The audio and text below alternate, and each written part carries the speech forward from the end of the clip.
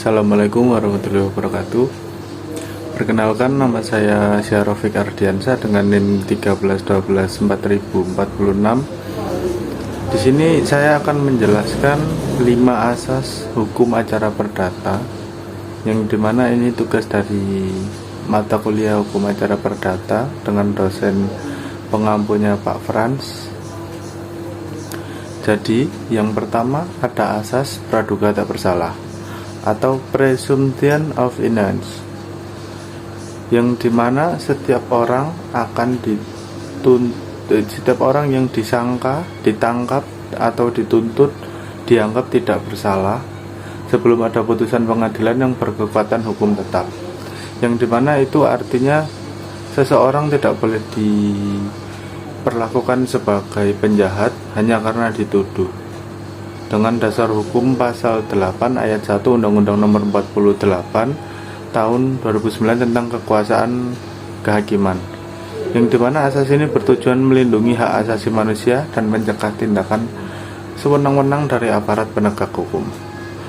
Yang kedua ada asas legalitas, yang dimana setiap tindakan dalam proses pidana itu harus berdasarkan hukum yang berlaku. Tidak boleh ada penangkapan, penahanan, atau penghukuman tanpa dasar hukum yang sah. Yang dimana dasar asas legalitas ini adalah pasal 1 ayat 1 KUHP.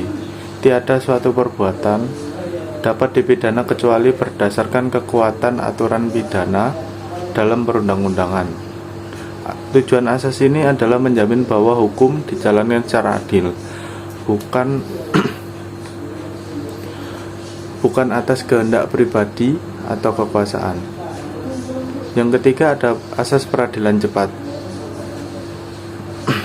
sederhana dan biaya ringan, yang dimana ini adalah proses peradilan tidak boleh bertele-tele.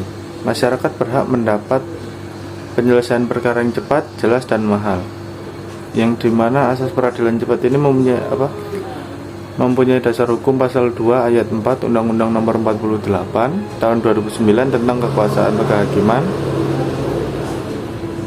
yang dimana tujuan asas peradilan cepat ini agar masyarakat tidak dirugikan oleh proses hukum yang lama dan rumit. Nomor 4 ada asas untuk membela diri. Adalah tersangka atau terdakwa berhak membela diri baik dengan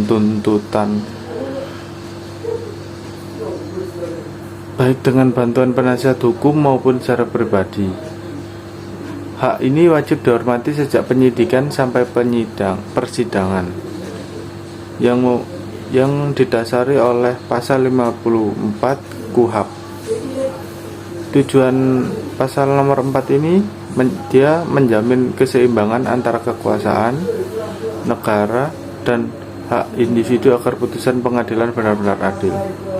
Yang kelima ada asas persamaan di hadapan hukum atau biasa disebut equality before the law, yang dimana semua orang memiliki kedudukan yang sama di depan hukum tanpa memandang jabatan, kekayaan, atau status sosial, yang didasari oleh pasal 27 ayat 1 Undang-Undang 1945, yang dimana tujuan asas ini adalah menegakkan keadilan yang objektif dan menjamin tidak ada diskriminasi dalam proses hukum. Jadi 5 asas ini adalah fondasi agar hukum acara pidana berjalan dengan adil dan manusiawi. Ingat, hukum itu bukan hanya soal menghukum, tapi juga melindungi hak setiap negara. Saya Syarofik Ardiansyah, terima kasih.